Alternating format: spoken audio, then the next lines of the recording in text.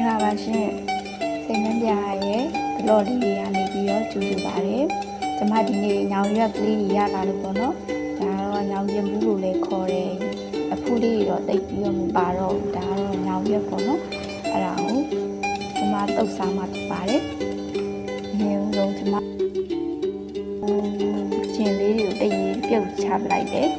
ဒီပြုတ်ပြီးတော့မှဒါဈေးရတော့ပြုတ်ပြီးသားပဲပေါ့နော်အဲ့ဒါကိုကျမကအိမ်ရောက်တော့တရေးပြန်ပြုတ်တယ်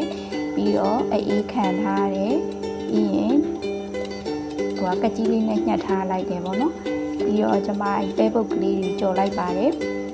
ဒီညောင်ကျင်ထဲမှာဆိုရင်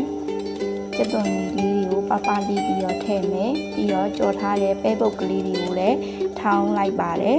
ဒါမြေပဲတောင်းရယ်ပြီးတော့ပဇွန်ချောင်းနဲ့ကျက်သွန်ဖြူလေးကိုလည်းအနံ့မိုးရောင်လို့ပေါ့နော်ကျက်သွန်ဖြူလေးပါရောပြီးတော့ပဇွန်ချောင်းလေးနဲ့ထောင်းလိုက်ပါတယ်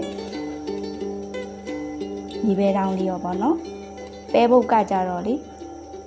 ဘယ်လိုပြောမလဲဆိုတော့မွေးတယ်သူကလေအတုပ်တွေမှာအဲ့ပဲပုတ်ကြော်လေးတွေပဲပုတ်လော်ပဲဖြစ်ဖြစ်ပေါ့နော်အဲ့ထောင်းထားတဲ့ဟာလေးတွေထည့်လို့ရှိရင်အတုပ်ကအရမ်းမွေးတယ်အညာဒေတာရဲ့ဒါကတော့ပြောမယ်ဆိုလို့ရှိရင်အဲ့အညာဒေတာတွေမှာဆိုရင်အတုပ်တွေထဲမှာဒါထည့်ပြီးတော့စားတယ်ပေါ့နော်အချုံမုံရဲ့စားယာယီလေးရဲ့ပုံမှန်တုပ်နေကြအတိုင်းပါပဲကျမတော့ပေါ့နော်ဒီပဲပုတ်ကလေးကိုထောင်းထည့်တာပါပဲပြီးတော့ဒါမကြီးရည်လေးထည့်တယ်ငံပြားကြီးထည့်တယ်မကြီးရည်ကိုကျမမကြီးသီးမဲ့လေးရင်းလေးစိမ်ထားပါပေါ့နော်အဲအောင်ကျမ2ဆွန်းခွဲလောက်ထည့်တယ်ပြီးလို့ရှိရင်ပဲမုတ်အကျက်လေးထည့်ပါတယ်ဒီနေရာမှာပဲမုတ်မကြိုက်တဲ့လူကပဲမုတ်မထည့်နဲ့ဒီတိုင်းလည်းအဆင်ပြေပေါ့နော်မြေပဲတောင်းလည်းပါပြီးသားဆိုတော့ကျမကတော့စီစီထွေးထွေးလေးကြိုက်တာမလို့ပေါ့နော်ဒါကတော့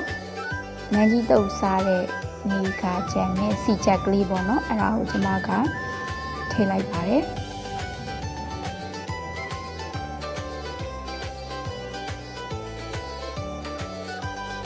လူအတုပ်ကလေးတစ်ခါတည်းရတုပ်စားပေါ့နော်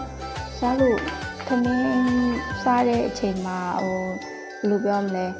ကျွန်မတော့အတုပ်ကလေးတွေစားရတာကြိုက်တယ်လို့တာကြီးငါကြီးမစားတဲ့သူတွေအတွက်ကြတော့လေဒီလိုအတုပ်ကလေးတွေပြီးတော့ချင်းငံဆက်ဒါလေးတွေပေါ့နော်မပြည့်လေးတွေတို့အဲ့လိုမျိုးလေးစားကြတာပေါ့နော်ကျမကတော့ဒါညောင်ကျင်ဘူးတုပ်ကလေးကိုမစားရတာလည်းတော်တော်ကြာပြီဆိုတော့လေဈေးမှာတွေ့ရနဲ့ကျမဝယ်လာလိုက်တာ